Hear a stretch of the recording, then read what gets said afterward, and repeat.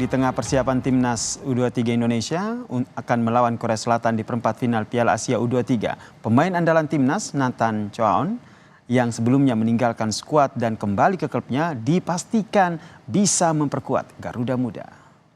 Kepastian Nathan kembali bergabung dengan tim disampaikan oleh Ketua Umum PSSI Erick Thohir, saudara, lewat akun Instagram pribadinya. Setelah kembali ke klub asalnya di Belanda, Nathan kembali lagi bergabung dengan timnas setelah mendapatkan izin oleh klubnya. Bergabungnya Nathan tentu bisa menambah kekuatan timnas, khususnya di lini pertahanan, karena Nathan memperlihatkan permainan yang solid bersama dengan timnas.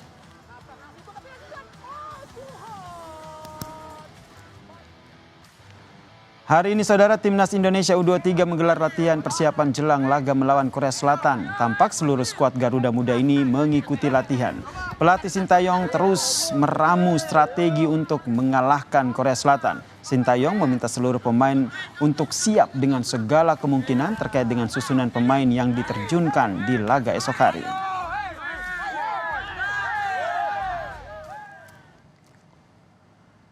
Untuk pengadil di laga Indonesia melawan Korea Selatan telah ditunjuk, saudara. Nama wasit kontroversial Shaun Evans akan dipimpin ataupun akan memimpin laga perempat final esok hari. Nama Shaun Evans, saudara, sebelumnya sudah tidak asing lagi di telinga warga Indonesia. Sang pengadil asal Australia ini pernah memimpin 3 laga Liga 1 Indonesia di tahun 2017 dan Asian Games 2018. Kepemimpinan Shaun Evans, saudara, dinilai kontroversial.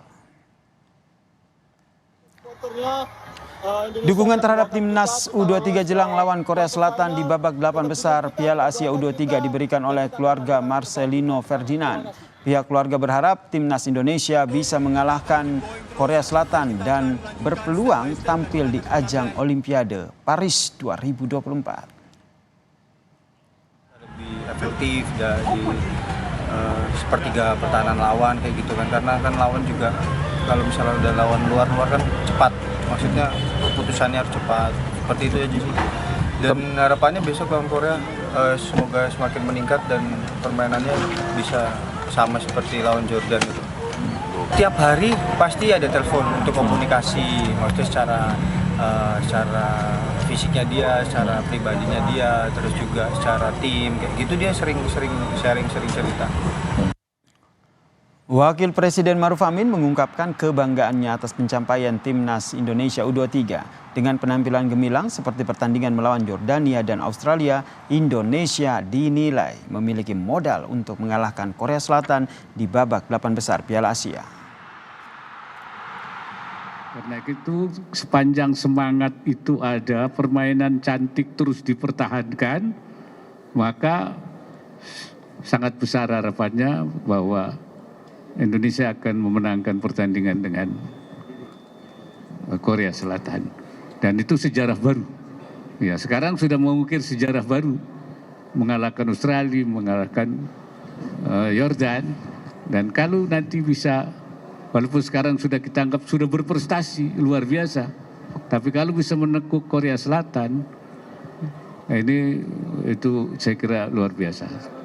Ya, kita harapkan begitu. Kita doakan semua ya, Indonesia menang melawan Korea Selatan. Saya kira. Kesuksesan timnas U23 masuk ke 8 besar mendapatkan tanggapan dari Presiden terpilih Prabowo Subianto. Prabowo menyampaikan laga timnas dengan Korea Selatan adalah pertandingan penting bagi Garuda Muda. Prabowo pun meminta kepada masyarakat agar mendoakan timnas dapat menang dan lolos ke semifinal Piala Asia U23. U23 ya, iya kan? Di Doha akan melawan Korea Selatan. Ya. Kita berdoa untuk tim nasional kita. Benar ya? Ya, benar. Itu penting sekali. Ya. Ya. Oke, terima kasih.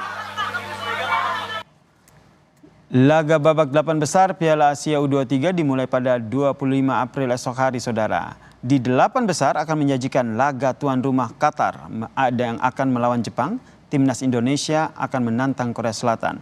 Lalu Irak melawan Vietnam dan Uzbekistan melawan Arab Saudi.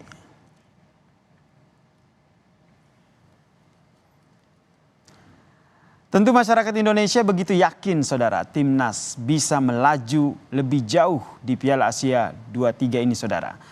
Kita perbincangkan terkait dengan peluang kemenangan Indonesia di Piala Asia U23 bersama dengan pengamat sepak bola Yusuf Kurniawan yang telah bergabung bersama kami di Kompas Malam. Salam sehat, Bung Yuke, salam olahraga.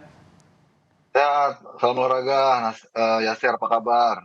Baik, sehat. Ini tentu saja kita semua ini antusias plus deg-degan nih bagaimana melihat gaya permainan dari timnas saat melawan Australia dan juga Jordania yang begitu luar biasa, dan nampaknya kita juga patut memberi harapan ya, harapan yang tinggi begitu ketika nanti timnas melawan Korea Selatan. Oh iya, saya kira sangat wajar ya, mengingat bahwa ekspektasi masyarakat membuncah tinggi saat ini karena penampilan para pemain kita itu progresnya sangat positif.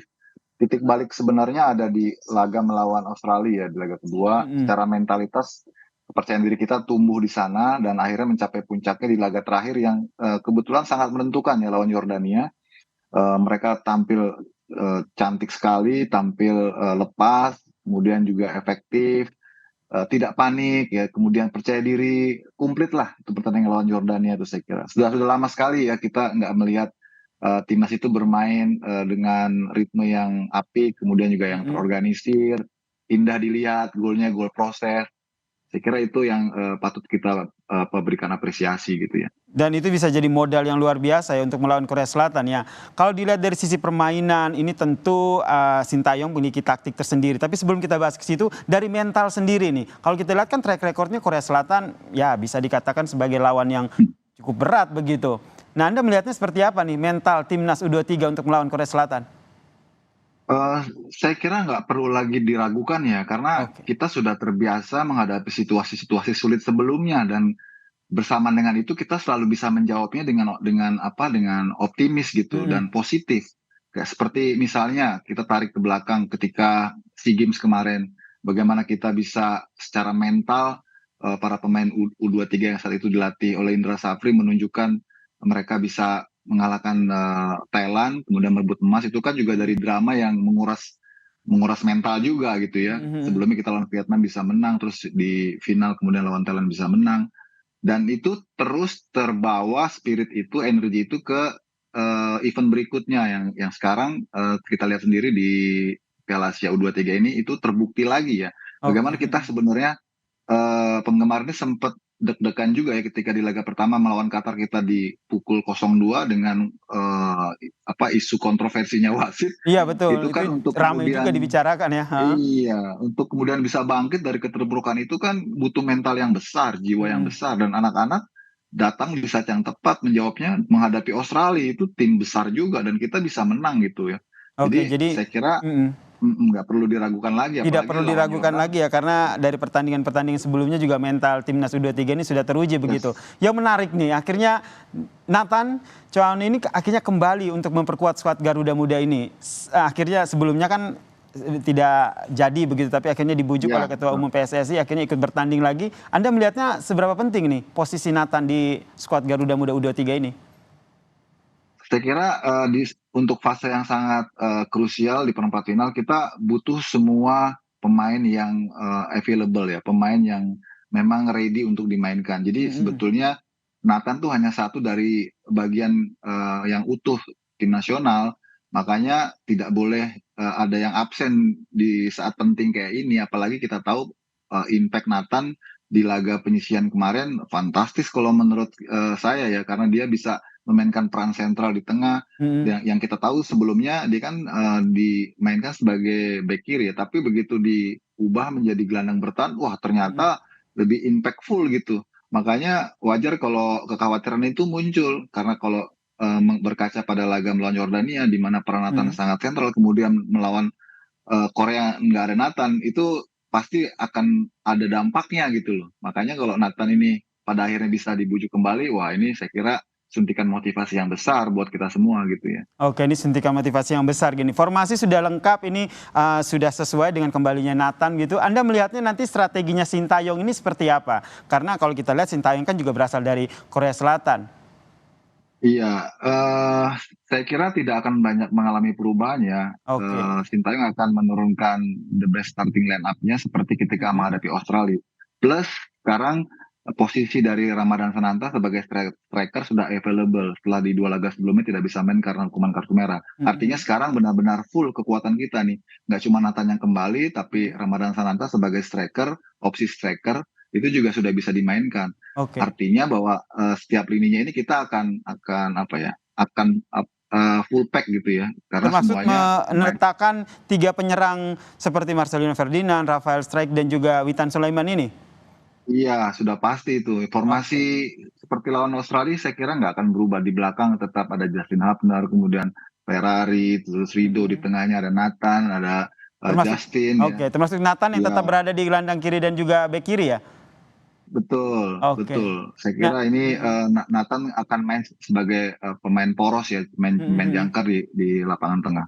Oke, ini yang juga menjadi kejutan apa yang disampaikan oleh Sintayong nih Bung Yuke. Terakhir kali latihan ia menyatakan bahwa semua pemain harus dalam kondisi siap. Kemungkinan apapun perubahan yang terjadi ataupun kejutan yang terjadi. Anda membacanya seperti apa? Apakah nanti akan ada perubahan formasi atau lebih kepada untuk men-challenge mental dari tim Garuda Muda ini? Saya kira lebih men-challenge ya, lebih men-challenge.